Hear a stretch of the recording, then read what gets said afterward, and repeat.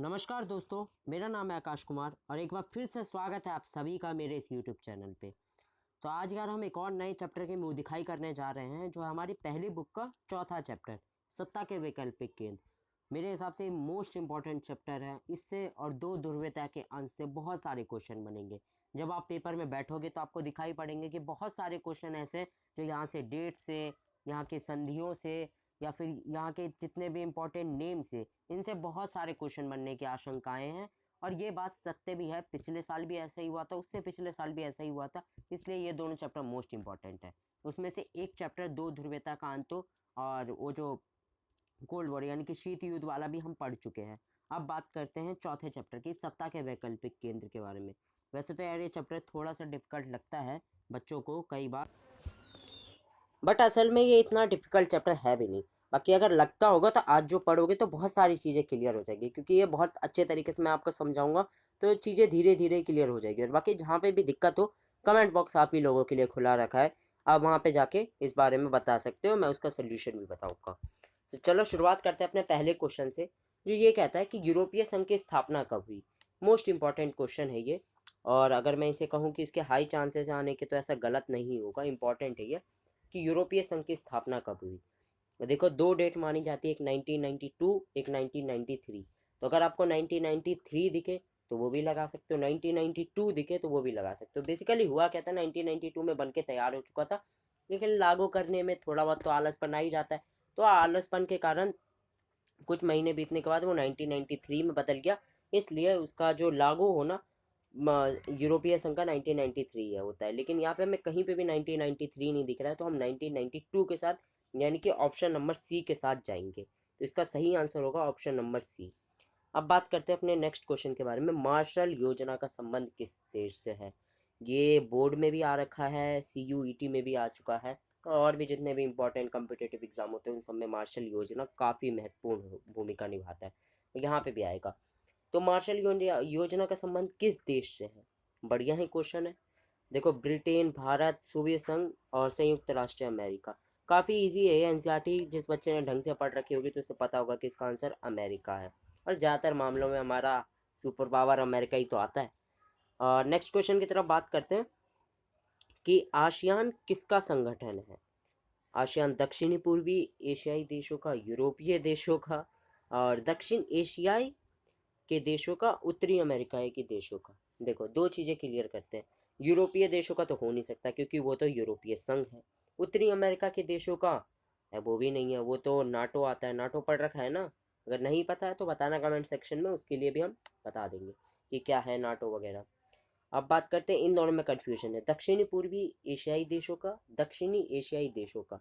अब अगर आप आसियान की फुल फॉर्म अगर आपको अच्छे से याद होगी तो आप इजीली बता सकते हो कि इसका आंसर दक्षिणी पूर्वी एशियाई देशों का है, ना कि दक्षिणी एशियाई देशों का। तो इसका आंसर होगा ए। चलो क्वेश्चन नंबर 4 की तरफ बढ़ते हैं। देखो यार ज़्यादा क्वेश्चन नहीं है, कम क्वेश्चन नहीं है, लगभग 30 से 40 है। अगर 30-40 भी आपको बहुत ज़्यादा लगते हैं तो यार पता नहीं, आप थोड़ा सा आपको मेहनत करनी पड़ेगी। But by the way 30-40 question है, और जो भी क्वेश्चन इसमें मैंने ऐड कर रखे हैं मोस्ट इंपॉर्टेंट है। और सारे ही क्वेश्चन एकदम एडवांस लेवल के हैं, कुछ बेसिक भी हैं जो आपके, लेकिन बहुत हाई चांसेस है कि ये सब क्वेश्चन आपको दिखे। अगर पेपर टफ बना तो ईजी बनेगा तो आप लोग तो टैलेंटेड हो ही कर ही लोगे। तो इसलिए 30-40 क्वेश्चन है, इजीली हम आधे घंटे के करीब में से कर लेंगे। नेक्स्ट क्वेश्चन की तरफ बढ़ते हैं। भारत और चीन के मध्य अंतर्राष्ट्रीय सीमा रेखा का क्या नाम है। बहुत बढ़िया क्वेश्चन है। भारत और चीन के मध्य अंतर्राष्ट्रीय सीमा रेखा का क्या नाम है। मैकमोहन रेखा, रेड क्लिफ रेखा, नेहरू रेखा या माओ रेखा। बहुत से बच्चे माओ रेखा लगा के आ जाएंगे, क्यों, क्योंकि माओ जेडोंग तो हमने सुना है चीन में है, तो माओ रेखा लगा देते हैं, जो कि इसका आंसर बिल्कुल भी गलत है। माओ रेखा होगा नहीं, नेहरू रेखा होगा नहीं, इन दोनों में कन्फ्यूजन है। तो रेड क्लिफ रेखा जो है, यहाँ से एक और नया कॉन्सेप्ट बनता है, इसे भी लर्न कर लो। ये चीन के साथ नहीं बल्कि पाकिस्तान के साथ। तो जैसा कि बता रहा था कि रेड क्लिफ रेखा जो है वो पाकिस्तान के साथ है, और मैकमोहन रेखा है इसका सही आंसर। तो मैकमोहन रेखा याद रखना कि इसका चीन के साथ संबंध है। तो इसका आंसर हो जाएगा हमारा ए।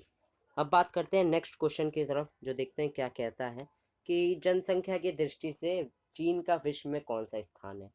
तो देखो अभी भी हम यही मानते हैं कि चीन का प्रथम स्थान है, बाय द वे अगर सच्चाई जो एक कटु सत्य है उसकी बात करूँ तो भारत इनसे आगे निकल चुका है और हमारी पॉपुलेशन दिन प्रतिदिन बढ़ती ही जा रही है।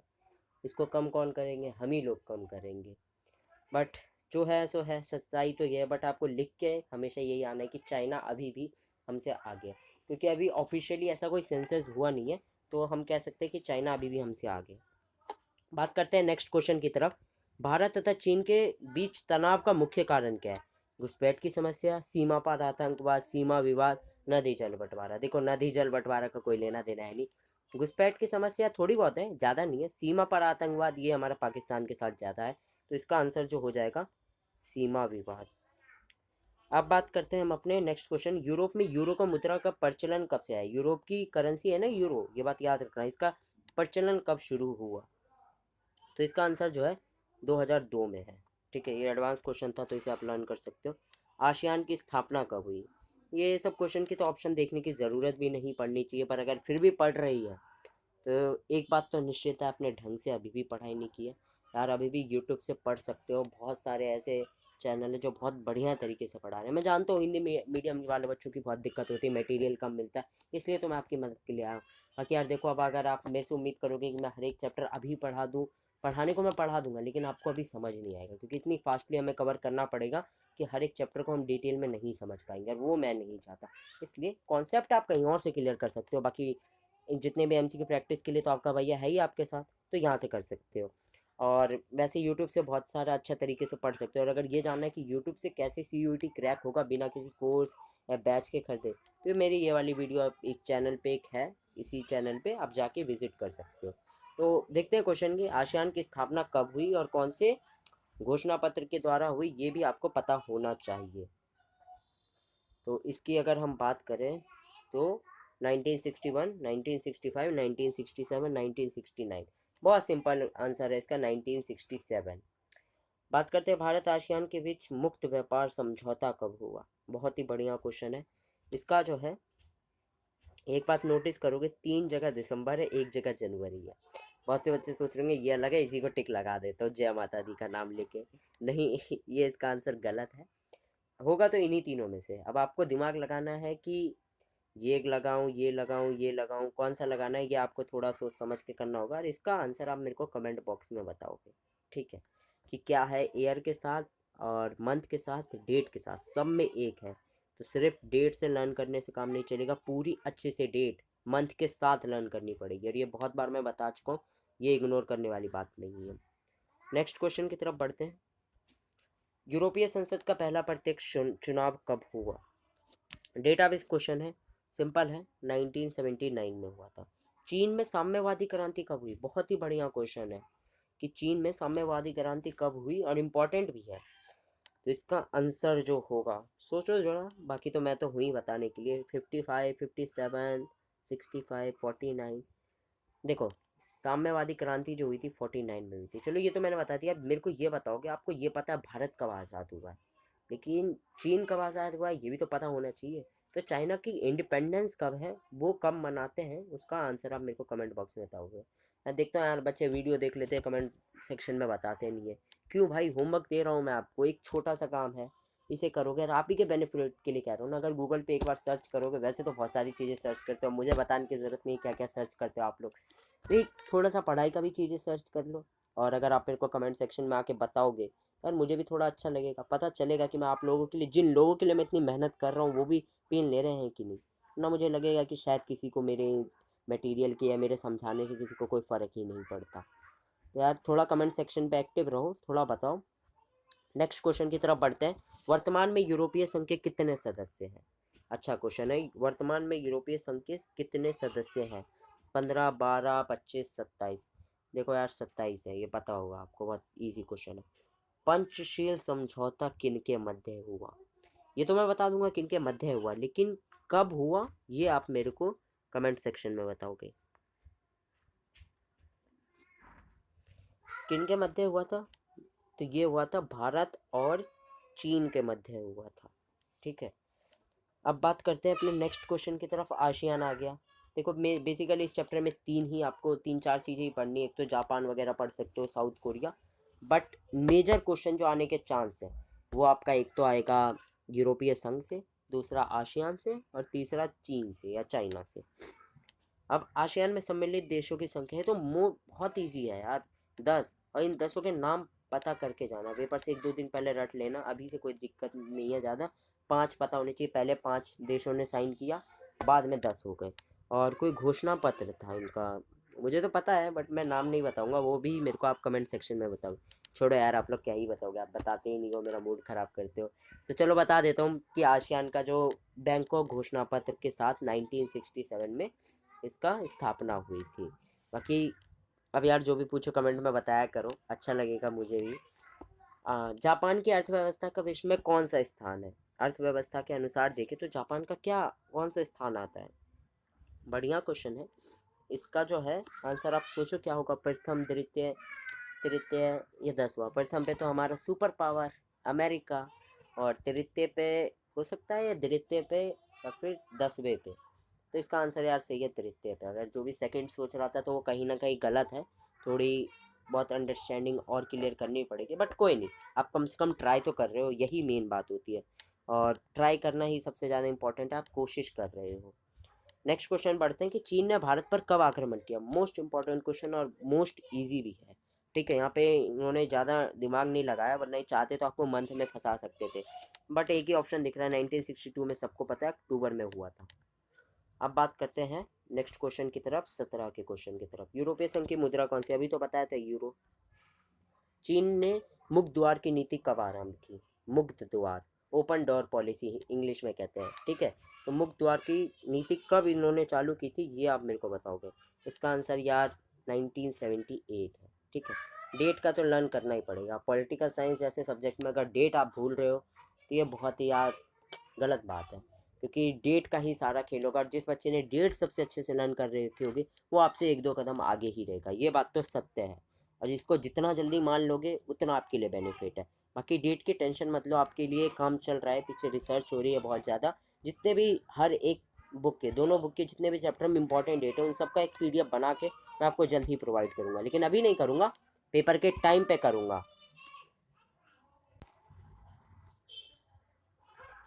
अब बात करते हैं नेक्स्ट क्वेश्चन की, चीन में कृषि का निजीकरण कब किया गया था? चीन में कृषि का निजीकरण कब किया गया था? इसका आंसर होगा भाई 1982 में, ठीक है।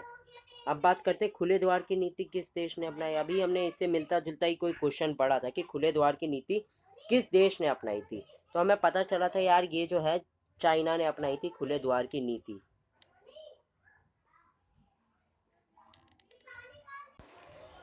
अगला क्वेश्चन यार ये कह रहे कि भारत ने पूरब की ओर देखो की नीति कब अपनाई थी? ये भी मोस्ट इंपॉर्टेंट है। पूरब की ओर देखो का नीति का मतलब ये है कि पूरब में हमारा क्या पढ़ा है, हमने आसियान के बारे में पढ़ा है, तो आसियान की तरफ हमने देखना है, उसकी तरफ इंटरेस्टेड होना, हमने कब से शुरुआत करी है, वही ये क्वेश्चन पूछ रहा है, बस घुमा फिरा के पूछ रहा है, तो इनके शब्दों पे मत जाओ, भावनाओं पे जाओ। तो भारत ने पूरब की ओर देखो की नीति कब अपनाई थी? यार इन सब के आंसर जिस बच्चे को पता है तो मैं मानूंगा कि वो कहीं ना कहीं बाकी बच्चों से बहुत आगे है, और मेरे को भरोसा है कि वो बहुत अच्छे से एग्ज़ाम देगा, अच्छे मार्क्स भी लाएगा। जो भी रिजल्ट आया यार मुझे ज़रूर बताना, कमेंट सेक्शन में ही सही या फिर किसी, जब फॉर्म में दूंगा तो उसे फिल ज़रूर करना, मुझे भी तो पता चले जिनके लिए मेहनत कर रहा हूँ वो कितना अच्छे से करेंगे, और अच्छे मार्क्स लाने हैं इस बार, सोच के रखना, ठीक है। और जो ड्रॉपर है यार उनको तो मोस्ट इंपॉर्टेंट है कि वो अच्छे से पढ़े, और भरोसा है इस बार वो लोग अच्छे से कर लेंगे। बाकी इस क्वेश्चन का आंसर क्या है अब बताओ, सोचो, बाकी मैं तो बताता ही हूँ कि भारत ने पूरब की ओर देखो की नीति कब अपनाई थी। तो इसे जो है हम कह सकते हैं कि भारत ने पूरब की ओर की नीति कब अपनाई थी? 1985, 1991, 1992 या 1996? काफ़ी कॉन्फ्लिक्टेड क्वेश्चन है और अच्छा भी है, तो मैं देखना चाहता हूँ अभी जो मैंने इतना बोला तो कितने बच्चों को पता है, इसका आंसर आप मेरे को कमेंट सेक्शन में बताओगे। नेक्स्ट क्वेश्चन की तरफ बढ़ते हैं। अमेरिका ने किस योजना के अंतर्गत यूरोप के पुनर्गठन में भारी आर्थिक सहायता दी थी? अभी पढ़ा था हमने, मार्शल योजना। अब बात करते हैं नेक्स्ट क्वेश्चन की तरफ कि राजनीतिक सहयोग का बढ़ावा देने के लिए यूरोपीय परिषद की रचना कब की गई थी? सिंपल शब्दों में यूरोपीय परिषद की रचना की कब की गई या फिर स्थापना कब की गई? तो अगर आपको डेट पता है तो आप इजीली बता दोगे कि इसकी 1949 में हुई थी। नेक्स्ट क्वेश्चन की ओर रुख करते हैं हम अपना, जस्ट अ सेकेंड। यू- तो देखो भाई, ये जो क्वेश्चन था कि हमारा ये वाला तो हो गया, अमेरिका ने किस योजना, राजनीतिक सहयोग को बढ़ावा देने के लिए यूरोपीय परिषद की रचना की कब की गई या स्थापना कब की गई? तो इसका आंसर जो होगा यार आपका 1949 में होगा। 1949 में यूरोपीय परिषद की रचना की गई। ये सब यार लर्न करना मोस्ट इम्पॉर्टेंट है। यूरोपीय संघ का क्या क्या अपना है, एक मिनट रुको, यूरोपीय संघ का क्या क्या अपना है मतलब उसके पास क्या क्या चीज़ें हैं? झंडा एवं गान, मुद्रा, ए और बी दोनों, इनमें से कोई नहीं, ये तो हो ही नहीं सकता। ठीक है, और मुद्रा है इनकी, हाँ है भाई, यूरो है। झंडा भी है इनका, हाँ है। गान भी है ही, तो हम कह सकते हैं और ए और बी दोनों है इसका आंसर। ठीक है, इस तरीके से 24 का आंसर हो जाएगा सी। बात करते हैं नेक्स्ट क्वेश्चन की तरफ कि आसियान के संस्थापक देश कौन से हैं? मैंने कहा था 5 देश है, याद रखना।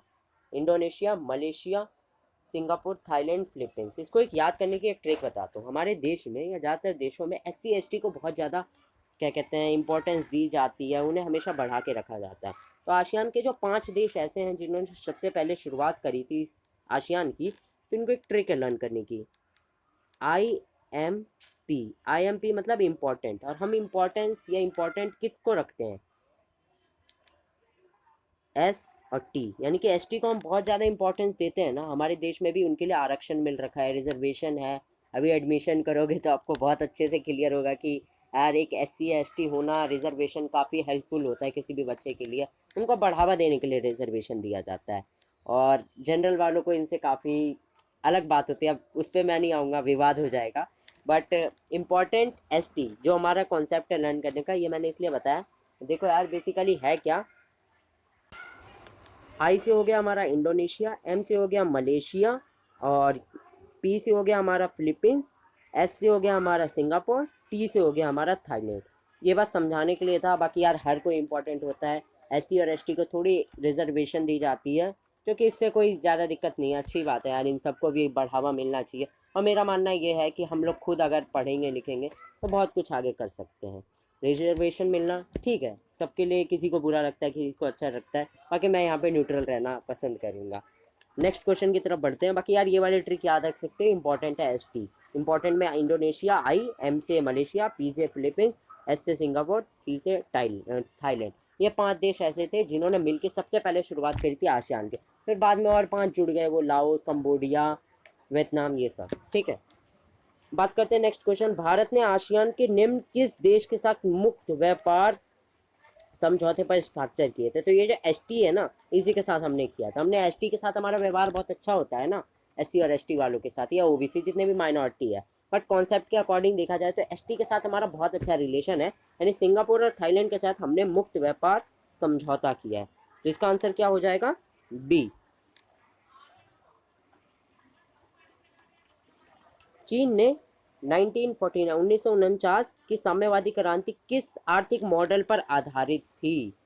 यूरोपीय मॉडल, सोवियत मॉडल, अमेरिकी मॉडल। देखो अमेरिका मॉडल तो कहीं से था नहीं, और अगर बात करें यूरोपीय मॉडल की तो वो भी कहीं से नहीं था। तो इसका आंसर कहीं ना कहीं होगा हमारा सोवियत मॉडल, क्योंकि सोवियत सिस्टम के साथ या सोवियत संघ के साथ इनके काफ़ी सही थे, मिलता जुलता था। हाँ वो बात अलग है, वहाँ पे कम्युनिस्ट है थोड़ा। बाकी ये सोशलिज्म, समाजवाद, साम्यवाद, कम्युनिज्म, ये सब आप आगे पढ़ोगे जब कॉलेज में जाओगे। कॉलेज में सिर्फ वही सब चीज़ें नहीं होती भाई मेरे, पढ़ाई भी होती है, और वही सब नहीं होती, वो मैं क्या कह रहा हूँ समझ चुके होगे। बात करते हैं नेक्स्ट क्वेश्चन की तरफ। 1978 में 1978 में चीन ने खुले द्वार की नीति की घोषणा किसने की? अब नाम याद रखना पड़ेगा यार, चाइनीज लोगों के नाम थोड़े मुश्किल होते हैं, मैं जानता हूँ अजीब से होते हैं, बट लर्न तो करने पड़ेंगे। 2-3 तो आपको मिनिमम लर्न करने पड़ेंगे। माओ ने, लीपेंग ने, डेंग शियांगपिंग ने। तो इसका सही आंसर क्या होगा? उपरोक्त सभी, सभी तो कर नहीं सकते, एक ही जना होगा। अब इन तीनों में से सोचो कि क्या होगा इसका। तो इसका जो है यार डेंग शियांगपिंग ने किया है। ठीक है, खुले द्वार की नीति डेंग शियांगपिंग ने, और कब? 1978 में। चीन ने उद्योगों का निजीकरण कब किया था? चीन ने उद्योगों का निजीकरण कब किया था? तो इसका 1998 है। कृषि का भी मैंने थोड़ी देर पहले बताया था, लर्न होगा, अगर नहीं है तो वीडियो में पीछे जाओ, आपको आंसर मिल जाएगा इसका। भारत व चीन के आर्थिक संबंध कैसे हैं? अच्छे हैं, खराब है, नहीं है? नहीं कैसे हो सकते? चलो ठीक है, बट हमारे तो है। अच्छे हैं, खराब है या उपरोक्त सभी? सभी तो हो ही नहीं सकते। अब अच्छे हैं खराब है इसमें से मेरे को बताओ। अगर थोड़ा बहुत भी न्यूज़ देखोगे तो आपको पता चल जाएगा। क्वेश्चन ध्यान से पढ़ो। आर्थिक संबंध, राजनीतिक संबंध नहीं पूछ रहा है, आर्थिक संबंध पूछ रहा है। आर्थिक संबंध बहुत अच्छे हैं। अभी भी आप बाजार में निकलोगे कोई खिलौना खरीदने, मेड इन चाइना लिखा रहता है नीचे में। और चाइना के लोग इतने होशियार होते हैं, वो अपने कूड़े से खिलौना बना के आपको बेच देते हैं और आपका बना देते हैं। और हम लोग ऐसा होता है सस्ता के चक्कर में चाइनीज़ माल खरीद तो लेते हैं, फिर चाइनीज़ माल तो होता ही है ख़राब, जानते ही हो। ज़्यादातर चीज़ों में, ऑलमोस्ट हर चीज़ों में नहीं है, बट मेजॉरिटी में देखोगे खिलौना वगैरह में तो कुछ टाइम चलता है, उसके बाद टूट जाता है। नेक्स्ट क्वेश्चन की तरफ बढ़ते हैं। हमने खिलौना से तो बचपन में खेला था, अब नहीं खेलते ना वो सब। अमेरिकी सत्ता के विकल्प के रूप में कौन उभर रहा है? आसियान व दक्षेश, हाँ आसियान का दोबारा नाम दक्षेश भी। नाटो व विश्व बैंक, और यूरोपीय संघ व आसियान, सीटो सेंटो और नाटो। ठीक है, नाटो सेंटो पढ़ा था हमने शीत युद्ध में, वो तो अब खैर अलग बात है। तो यूरोपीय संघ व आसियान, इसका सही आंसर जो हमने बुक के अकॉर्डिंग पढ़ा है तो हम इसका लगाएंगे यूरोपीय संघ व आसियान। बात करते हैं यूरोपीय संघ के झंडे में कितने सितारे हैं? मोस्ट इंपॉर्टेंट, जितना इंपॉर्टेंट का उतना कम है। बोर्ड में भी आएगा, सीयूईटी में भी आएगा, और अगर कोई बच्चा किसी और एग्जाम की तैयारी कर रहा है तो उसमें भी हाई चांसेस, अगर 12th का होगा सिलेबस तो हाई चांसेस है ये क्वेश्चन बन के आएंगे। तो यूरोपीय संघ में कितने सितारे हैं या कितने स्टार हैं, ये बात आपको पता होनी चाहिए। 10, 12, 14, 20। तो इसका आंसर जो है यार 12 है। और ये 12 सितारे क्या दिखाते हैं, किस चीज़ को रिप्रेजेंट करते हैं, ये आंसर आप मेरे को कमेंट बॉक्स में करेंगे। आप लोग सोच रहे होंगे कि भैया बहुत सारे कहते हो कमेंट बॉक्स में देने के लिए जवाब। मैं इसलिए कहता हूँ यार ताकि आपका फोकस लेवल मेंटेन रहे, आपको पता चले कि किस किस क्वेश्चन का कमेंट बॉक्स में आंसर देना है। वरना आओगे या नाच गाना तो चल नहीं रहा है कि आया देख लिया मूड फ्रेश किया निकल गए। पढ़ने आए हो तो कुछ काम भी करना ही पड़ेगा। और ये सिर्फ आपके लिए हो रहा है ना, मेरा इसमें कोई बेनिफिट है। आप ही सोचो यार, इतना टाइम निकाल के मैं अपनी कॉलेज की पढ़ाई छोड़ के और भी बहुत सारे काम छोड़ के आपके लिए मेहनत करके सारे क्वेश्चन डिज़ाइन करके बना के लाता हूँ। यार छोटी सी एक उम्मीद तो कर ही सकता हूँ ना कि कमेंट कर दो, लाइक कर दो और सब्सक्राइब तो कर ही लो यार। चैनल इतना बढ़िया कंटेंट मिल रहा है, वो भी हिंदी मीडियम वालों बच्चों के लिए, तो ये जन्नत है, जन्नत यहाँ पे बना रखी है। वरदान मिला आप लोगों को, कितना अच्छे से समझाया जा रहा है, बताया जा रहा है। एक लाइक कर दिया करो, मेरा भी मोटिवेशन बढ़ जाता है यार। मुझे भी नेक्स्ट चैप्टर की बनाने के लिए एक उम्मीद जगती है और मुझे लगता है कि हाँ कुछ बच्चों को अभी भी इम्पोर्टेंस है इसकी। वरना तो फिर जाओ ना यार, नाच गाने के लिए तो बहुत सारे हैं ना वीडियो पड़े हुए यूट्यूब पे। कोई कहीं पे नाच रहा है, कोई कुछ दिखा रहा है, हंसी मजाक चल रहा है। हंसी मजाक में ज़िंदगी कट जाएगी, पढ़ाई लिखाई से तो कोई लेना देना है ही नहीं। तो अगर वो करना है तो वो जाके देख सकते हो। बाकी यहाँ पे आए हो तो यार थोड़ा बहुत लाइक सब्सक्राइब कर सकते हो। और अपने कम से कम एक दोस्त के साथ शेयर करो। हर एक बच्चा अगर एक दोस्त के साथ शेयर करेगा ना, काफ़ी मुझे दिल से खुशी होगी। क्योंकि ये ज्ञान अपने तक सीमित मत रखो, बाकी बच्चों को भी पता चलने दो कि हाँ कोई है जो पढ़ा रहा है, ताकि उनकी भी हेल्प हो सके यार। ठीक है, नेक्स्ट क्वेश्चन की तरफ बढ़ते हैं। अब जल्दी खत्म होने वाला है, टेंशन मत लो। मैंने कहा था आधे घंटे में खत्म करा दूंगा, तो ऑलमोस्ट आधे घंटे में खत्म करा ही दूंगा। कि चीन में साम्यवादी क्रांति की किसके नेतृत्व में हुई? फिर से चाइनीज लोगों के नाम आ गए लर्न करने के लिए। एक तो अभी देखा चाइनीज डेंग शियांगपिंग, तो इसका तो कहीं जिक्र होने वाले हैं। शी जिनपिंग, ये तो अभी है भाई। अच्छा हाँ, ये आप पता होनी चाहिए, शी जिनपिंग अभी वहाँ पे प्रधानमंत्री है।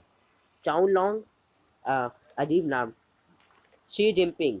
ये देखो शी जिनपिंग, शी जिनपिंग गलत है। ठीक है, दो दो बार आ रहा है तो आपके लिए बेनिफिट है। ऐसा हो सकता है, ये मैंने इसलिए भी ऐसे डिज़ाइन किया है कि यार कई बार आपको जब सीयूटी का एग्जाम दोगे तो दो ऑप्शन दिखेंगे, तो ये मत सोचना यार दो बार दिख रहा है तो पक्का एक ना एक बार तो सही होगा, इस पर टिक लगा दे। तो उन्हीं बच्चों को इसके मार्क्स मिलेंगे जिन्होंने सही आंसर दिया होगा। अगर क्वेश्चन ही गलत है, और तो जिसने भी अटेम्प्ट करके आओ, भले गलत आंसर हो कुछ भी हो, अटेम्प्ट करोगे तो भी आपको फुल मार्क्स मिलेंगे। तो एक बात याद रखना, अगर आपको पता चल जाए कि ये क्वेश्चन गलत है तो उस क्वेश्चन को किसी भी हालत में अटेम्प्ट करके आना, इसके मार्क्स आपको मिलेंगे। सब बच्चों को मार्क्स नहीं मिलेंगे, जिसने अटेम्प्ट किया होगा सिर्फ उसी को मिलेंगे। बट हाँ एक बात श्योर होना कि वो क्वेश्चन गलत है। कहीं आपको गलत लग रहा हो लेकिन वो क्वेश्चन सही हो तो आपके मार्क्स कट सकते हैं। तो ये एक चेतावनी थी, इसको संभाल के रखना। चेतावनी के साथ एक साथ में सीक्रेट भी मैंने दे दिया कि इसका मार्क्स कैसे डिस्ट्रीब्यूट होता है।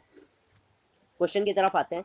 चीन में साम्यवादी क्रांति किसके नेतृत्व में हुई? साम्यवादी क्रांति अभी हुई थी ना, हमने पढ़ा था ना कब हुई थी। अभी हुई थी मतलब कि इन द सेंस अभी हमने पढ़ा था, अभी हुई नहीं थी चाइना में, अभी हमने थोड़ी देर पहले पढ़ा था। तो साम्यवादी क्रांति कब हुई थी ये अभी आपने पढ़ रखा है। तो पता ही होगा। बाकी किसने की थी ये भी पता होना चाहिए। यार देखो, इसका जो है आप मेरे को खुद बताओगे कमेंट सेक्शन में, क्योंकि मैं जानता हूँ ज़्यादातर बच्चे शी जिनपिंग लगाएंगे या कुछ से कुछ सोच के पता नहीं क्या करेंगे। गूगल करो एक बार, पता करो कि किसने किया है ये काम, ठीक है। साम्यवादी क्रांति किसके नेतृत्व में आई। और चीन के वर्तमान राष्ट्रपति कौन है। चीन के वर्तमान राष्ट्रपति कौन है, वाह बढ़िया क्वेश्चन। अभी तो मैंने थोड़ी देर पहले बताया था, शी जिनपिंग। जानते हो यार उसकी शक्ल और नॉर्थ कोरिया के जो वहाँ के जो लीडर है काफ़ी मिलती है यार, दोनों का व्यवहार भी काफ़ी सेम है। पक्का पिछले जन्म भाई रहे होंगे। खैर मजाक से हट के, ऐसा रियलिटी नहीं है, बट दोनों की थोड़ी बहुत सोच वगैरह आप पढ़ोगे ना आगे तो आपको पता चलेगा। खैर अभी देखते हैं नेक्स्ट क्वेश्चन। सन 1988 1988 में भारतीय प्रधानमंत्री ने चीन का दौरा किया, किसने किया था। बढ़िया क्वेश्चन है, एनसीईआरटी में साफ साफ शब्दों में लिख रखा है इसको, एक बॉक्स में। बॉक्स नहीं पढ़ते होगे आप लोग जहाँ तक मुझे लग रहा है। बाकी जो पढ़ता है वेल एंड गुड यार, बहुत बढ़िया, बहुत अच्छे से आप पढ़ रहे हो। और जो नहीं पढ़ रहे हैं उन्हें भी यार बता दो कि बॉक्स पढ़ना मोस्ट इंपॉर्टेंट है। जितना एनसीईआरटी पढ़ना इंपॉर्टेंट नहीं है ना, उससे ज़्यादा इंपॉर्टेंट तो उसके बॉक्सेस को पढ़ना है। तो बॉक्सेस से बहुत सारे क्वेश्चन बढ़ेंगे। और बाकी मैं यहाँ पे बना के ले ही आता हूँ, तो यार टेंशन लेने की बात नहीं है अगर बॉक्स मिस भी कर रहे हो, बट आपके बेनिफिट होगा, एक बार रिवाइज हो जाएगा तो एक बार बॉक्स भी पढ़ा करो। सर ये वाला जो क्वेश्चन है इसका आंसर क्या होगा। राजीव गांधी, अटल बिहारी वाजपेयी, श्रीमती इंदिरा गांधी, विश्वनाथ प्रताप सिंह, वीपी सिंह कहते थे इसे शॉर्ट में। बाकी अब इन चारों में से बताओ कौन सा होगा। भाई इसका आंसर जो है राजीव गांधी होगा। अटल बिहारी वाजपेयी भी गए लेकिन वो अलग समय पे गए। आबादी की दृष्टि से, आबादी पॉपुलेशन की दृष्टि से जापान का विश्व में कौन सा स्थान है। पहला, पहला तो हो ही नहीं सकता यार, अभी तो हमने पढ़ा है, पहला चाइना है। दूसरा हमारा प्यारा देश भारत। सातवां या दसवां, अब सातवां और दसवां में कंफ्यूजन हो रही होगी, तो इसका यार सोचोगे थोड़ा सा तो आपको आंसर मिल जाएगा कि इतना भी पॉपुलेटेड नहीं है, कम ही पॉपुलेशन है, तो इसका दसवां होगा।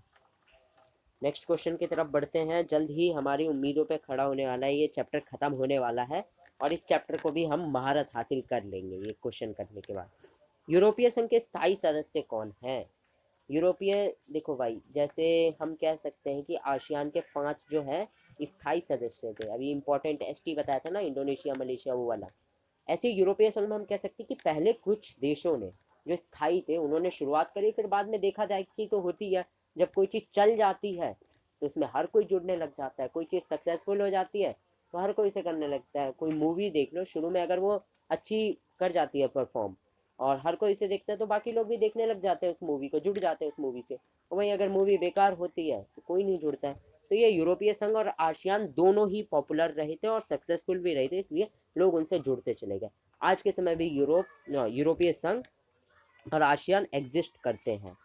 यूरोपीय संघ के स्थायी सदस्य कौन थे।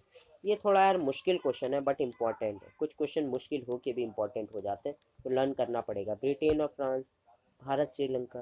क्या भाई, भारत और श्रीलंका तो है ही नहीं यूरोपीय संघ में, ऐसे भी आप आंसर ढूंढ सकते हो। अमेरिका जापान, अमेरिका भी नहीं है, जापान भी नहीं है। कहाँ भाई, यूरोप के देश की बात हो रही है। थाईलैंड मलेशिया, ये तो वहाँ है आसियान में, तो वहाँ कैसे हो सकते हैं। और ये वैसे भी यूरोप में नहीं आते हैं, एशिया में आते हैं। देखो बिना हमने याद किए इसका आंसर निकाल लिया। ये कुछ तरीके होते हैं, कुछ स्ट्रैटेजीज होती है, और ये वही बता पाएगा जिसने ये अप्लाई कर चुका है। और ये बात सत्य है, मैंने भी अपने पेपर में ऐसे तरीके अपना के निकाले थे आंसर, इसलिए मेरे ओवरऑल 95% आए थे हर एक सब्जेक्ट में। ऐसे ही नहीं आ गए थे। तो कुछ स्ट्रैटेजीज होते हैं, कुछ सीक्रेट होते हैं, और मैं इस सीक्रेट को अपने तक सीमित नहीं रखना चाहता हूँ। मैं चाहता हूँ यार आप लोगों को भी पता चले, जैसे मैंने अच्छा परफॉर्म किया आप लोग भी करो और एक अच्छे कॉलेज में जाओ, एक अच्छे यूनिवर्सिटी में जाओ मिनिमम, ये मैं चाहता हूँ। और शायद कहीं ना कहीं आपकी मेरे से मुलाकात हो जाए, अगर आप भी उस यूनिवर्सिटी में आ जाए। यूनिवर्सिटी नहीं बताऊँगा मैं कौन से में हूँ, वो तो बाद में बताऊँगा जब आप मेरे वीडियोस पे बहुत ज़्यादा सब्सक्राइबर बढ़ा दोगे और बहुत ज़्यादा लाइक्स वगैरह आएंगे, तो किसी ना किसी दिन बताऊँगा। वेल मजाक से हट के, इसका आंसर जैसे मैंने निकाला वैसे ही आप भी निकाल सकते हो। और इसका आंसर जो है ब्रिटेन एंड फ्रांस जो है स्थायी सदस्य है, बाद में पोलैंड वगैरह भी जुड़े थे, वो अलग कहानी है। चीन विश्व व्यापार संगठन में कब शामिल हुआ। विश्व व्यापार संगठन बहुत अच्छे से जानते होंगे ये क्या है, ठीक है। इसका पुराना नाम भी कुछ था, ये बाद में बना कब, ये सब आपको अच्छे से पता होनी चाहिए। बना है भाई, देखो यार मैं बता देता हूँ, आप लोग घर पे तो प्रैक्टिस करोगे नहीं मुझे पता है, और भी लोगों से आपको बात करनी होती है, ठीक है। 1 जनवरी 1995, 1 जनवरी 1995 को ये विश्व व्यापार संगठन बना था। बाकी चाइना इसमें कब शामिल हुआ ये क्वेश्चन पूछ रहा है, 2000 में, 2010 में, 2001 में, 1999 में। तो इसका आंसर जो होगा भाई आपका, इसका आंसर होगा 2001 में। ठीक है, याद रखना 2001 में चाइना जो है विश्व व्यापार संगठन, जिसे इंग्लिश में आपने न्यूज़ वगैरह में सुना होगा WTO कहते हैं, WTO में जुड़ गया था। ठीक है, बात करते हैं, लास्ट 2 क्वेश्चन बचे हैं यार, जल्दी से कर लेंगे ख़त्म। सन 2007 में किन 2 देशों ने यूरोपीय संघ की सदस्यता ग्रहण की, मतलब कौन से 2 देश से जिन्होंने यूरोपीय संघ में शामिल हुए, नए देश होंगे। ठीक है, तो थाईलैंड, मलेशिया। फिर से यार देखो, अब फिर से यहाँ पे स्ट्रैटेजी लगाएंगे, ट्रिक लगाएंगे। थाईलैंड मलेशिया हो नहीं सकता, ये आसियान के। फ्रांस ब्रिटेन नए बंदे, अभी हमने पढ़ा, सॉरी स्थायी बंदे, नए बंदे हो नहीं सकते। बुल्गारिया, रोमेनिया, सिंगापुर और फिलीपींस। सिंगापुर फिलीपींस तो आसियान में, तो बचा कौन सा, बुल्गारिया और रोमेनिया ना। वाह यार, हम लोग भी ना बहुत अच्छे से निकाल लेते हैं इसका आंसर। ये तरीके हैं, स्ट्रैटेजीज ऐसे करके निकाल सकते हो। बाकी इस बारे में और भी हम डिटेल में बात करेंगे कि और कौन कौन से तरीके हो सकते हैं। अभी तक तो मैंने सिर्फ आपको एक बताया, ऐसे और भी बहुत सारे सीक्रेट है, स्ट्रैटेजीज है, जिसके थ्रू आप MCQ को और इसी तरीके से सॉल्व कर सकते हो। तो बुल्गारिया, रोमेनिया, इसका आंसर होगा यही, बुल्गारिया और रोमेनिया जो है जिन्होंने नई सदस्यता मतलब ग्रहण की 2007 में। डेट इंपॉर्टेंट है, याद रखना यार। ठीक है, अब बात करते हैं, सन 1967 में 5 एशियाई देशों ने किस संघ की स्थापना की। वो 5 देशों को लर्न करने की मैंने एक ट्रिक बताई थी, इंपॉर्टेंट ST। इंपॉर्टेंट ST हम लोगों के लिए इंपॉर्टेंट है, हमारी सरकार के लिए इंपॉर्टेंट है। Indonesia, Malaysia, Philippines, Singapore and Thailand. ठीक है, तो वो कौन से थे, ASEAN, CENTO, NATO, Dakshesh. Dakshesh तो यार आपका शार्क हो गया, आपने पढ़ा होगा। ठीक है, शार्क भी कहते हैं इसे।